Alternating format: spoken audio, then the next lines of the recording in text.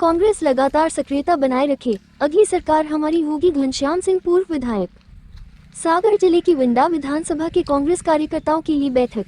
विजयपुर और बुधनी के उपचुनाव में मोहन सिंह सरकार ने प्रशासनिक तंत्र का जमकर दुरुपयोग किया। इसके बाद भी मप्र कांग्रेस अध्यक्ष जीतू पटवारी की आक्रामक कार्यशैली व कुशल रणनीति से कांग्रेस ने विजयपुर में जीत दर्ज की और बुधनी में हार का अंतर काफी कम कर दिया। यदि कांग्रेस पार्टी लगातार सक्रियता बनाए रखे तो अगली सरकार हमारी होगी। यह विचार मप्र कांग्रेस महासचिव सेंधरा के पूर्व विधायक घनश्याम सिंह ने अपने प्रभार के सागर जिले की विंडा विधानसभा क्षेत्र के कार्यकर्ताओं की बैठक को संबोधित कर व्यक्त किए। उन्होंने कहा कि मप्र कांग्रेस कमेटी के अध्यक्ष जीतू पटवारी व नेता प्रतिपक्ष उमंग सिंघार के नेतृत्व में मोहन सिंह सरकार की जनता से वादा खिलाफी व भ्रष्टाचार एवं जन विरोधी नीतियों के विरोध में 16 दिसंबर को विधानसभा घेराव में आप सभी पूरी ताकत से पहुंचे, जिससे नींद में डूबी भ्रष्ट सरकार जाग जाए। देखिए पूरी खबर।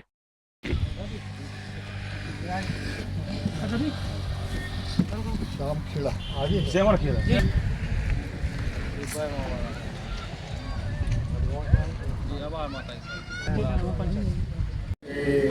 ब्लॉक में विधानसभा स्तर के कार्यकर्ता सम्मेलन में उपस्थित हमारे सागर जिले के जिला अध्यक्ष के आदरणीय सांसद आनंद अग्रवाल जी, हमारे साथ सह प्रभारी प्रदेश कांग्रेस द्वारा नियुक्त सह प्रभारी श्री मनोज जी, पूर्व विधायक नरवर सिंह जी, पूर्व विधायक नारायण प्रजापति जी, ब्लॉक कांग्रेस कमेटी मंडला के अध्यक्ष विजय सिंह जी, ब्लॉक कांग्रेस कमेटी सागर के अध्यक्ष शंकर सिंह जी, धमोनी के अध्यक्ष श्री आए के पुत्र आए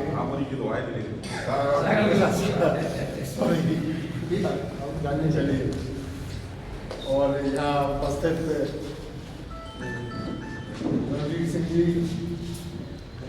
देव प्रसाद सिंह जी, पूर्व जनपद अध्यक्ष, हनुमान सिंह जी, पूर्व ब्लॉक अध्यक्ष,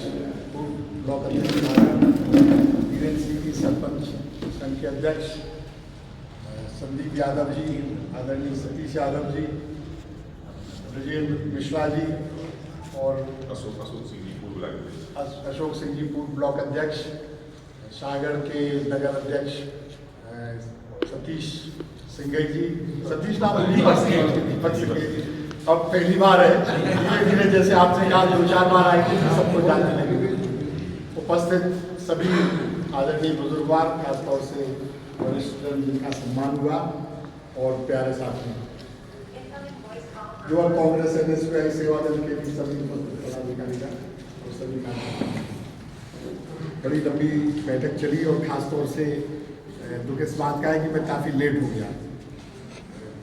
आंदा से मैं प्रयास करूँगा कि अब इतना लेट न हूँ, मैं क्षमा प्रार्थी हूँ। मनोज कपूर जी आ गए थे, उन्होंने आपसे काफ़ी विचार विमर्श किया है और सारे मीटिंग के उद्देश्य आपको मालूम ही है।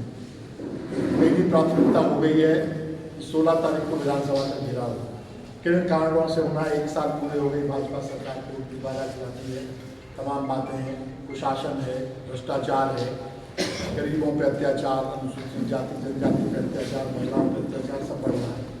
तो एक संदेश देना बहुत आवश्यक है। हमारे प्रदेश अध्यक्ष जीतू पटवारी जी एक बहुत अच्छा तगड़ा संदेश देना चाहते हैं। उनकी कार्यशैली के बारे में भी चर्चा हुई, वो काफ़ी आक्रामक ढंग से और बहुत सक्रियता से पार्टी को मजबूत करने में लगे हैं और आपको देखने को भी मिला। विजयपुर में जो उपचुनाव हुआ उसमें सही बात तो यह है कांग्रेस पार्टी कम से कम 25 से 30 हज़ार वोटों से जीत रही थी, निश्चित बात है। आखिरी 2-3 दिन में जो जोर जबरदस्ती हुई, पुलिस वालों ने लोगों को बंद किया, गांव के गांव वहाँ शहरिया आदिवासी काफ़ी हैं, उनके गांव के लोगों को गांव को घेर लिया, उनको वोट डालने नहीं जाने दिया, बहुत मनमानी की गई, कांग्रेस कार्यकर्ताओं को परेशान किया, सब कुछ किया।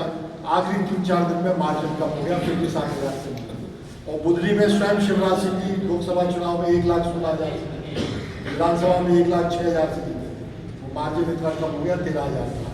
जबकि उपचुनाव में पूरी ताकत शासन प्रशासन की लगती है, हर तरह का काम करते हैं, कानूनी गैर कानूनी जोर जबरदस्ती, उसके बावजूद भी इतना अच्छा परफॉर्मेंस रहा कांग्रेस का।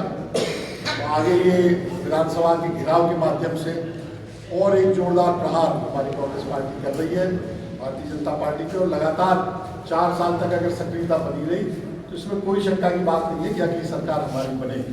शर्त मैंने बताया वो शर्त इतनी आसान नहीं है कि लगातार सक्रियता बनी रहे। प्रदेश कांग्रेस के तो संकेत है, प्रदेश कांग्रेस तो सक्रियता बनाए रखेगी, मुझे पूरा विश्वास है, लेकिन वो सक्रियता नीचे तक जाना पड़ेगा। हमारे जो छोटी समितियां हैं, मतदान समिति, पंचायत स्तर की समिति बननी है, मंडलम है, ब्लॉक है, इनमें सक्रियता लानी है। हम लोगों को प्रभारी जो इसीलिए किया गया है कि आप लोगों के बीच बार बार आए। शक्ति तो आप लोगों में है, वो हनुमान जी की तरह शक्ति को जागृत करना पड़ेगा और प्रेरित करना पड़ेगा। हम लोग करेंगे कोशिश।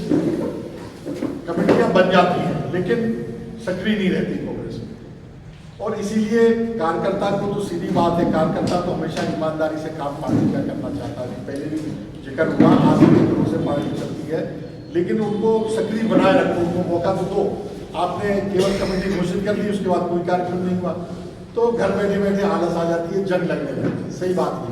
तो हम लोगों का प्रयास रहेगा, ऊपर से भी निर्देश है कि समय समय पर मीटिंगें होती रहें, कमेटियां बन जाए जल्दी। 16 के बाद हम लोग आएंगे, संगठन के बारे में विचार करेंगे, और जैसा अभी बताया सब लोगों के सामने बैठकर और कमेटियों का गठन होगा। चुपचाप नहीं होगा कि कहीं से फोन आ गया, कहीं से सिफारिश आ गई और हमने किसी ने घोषित कर दी, ये नहीं होगा।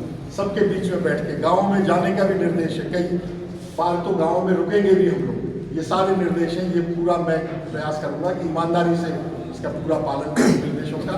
और मैंने हमेशा अपने जीवन में कोशिश की है, या तो कोई काम करो नहीं मना कर दो। मैं भी मना कर सकता था कि मेरी उम्र को देखते हुए सागर ग्रामीण बड़ा जिला है, 7 विधानसभा क्षेत्र है, किसी यंग आदमी को बनाया गया होता तो ज्यादा सक्रिय रहता, मैं बहाना बना सकता था, मना कर सकता था।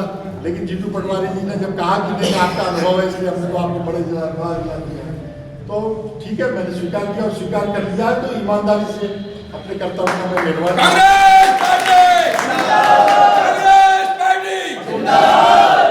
कपूर जी भी बहुत अनुभवी है, आपने देख लिया होगा, उनसे बातचीत की होगी, और संगठन के बारे में बहुत उनको अनुभव है। माननीय बंडा विधानसभा मध्य प्रदेश का सबसे बड़ा क्षेत्र है। हाँ, क्षेत्रफल में बहुत बड़ा क्षेत्र है, ये बात सही है।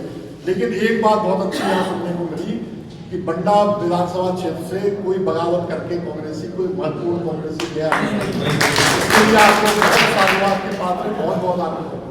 और ये भावना इसलिए मुझे लगता है कि यहाँ हम काम करेंगे तो ज़्यादा अच्छे परिणाम मिलेंगे, इसलिए हम लोग ईमानदारी से पूरा काम करेंगे। अभी मनोज कपूर जी ने मुझे राज परिवार के बारे में बात की, बिना में मैंने मना किया था मुझको, आप तो आप केवल श्री घनश्याम सिंह जी का बहुत ज्यादा मान सम्मान देना है तो पूर्व विधायक वगैरह तो कहेंगे ही, साथ में कुंवर लगा दो, क्योंकि अक्सर मुझे कुंवर साहब लोग कहते हैं। लेकिन दतिया के राजा या राज परिवार के सदस्य कृपया न कहें तो ज्यादा अच्छा है, क्योंकि मैं आपको बताता हूँ क्या है, राज परिवार के सदस्य के नाते एक बार तो ग्लैमर में जनता वोट दे देगी और जिता देगी। जहां जहां भी राजा महाराजा लड़े पहली बार तो बाहरी बहुमत से जीते हैं, तो वो तो सही है। लेकिन बाद में अगर कोई जीतता है, बार बार जीतता, तो वो तो काम के आधार पर जीत सकता है। आप तो जानते हैं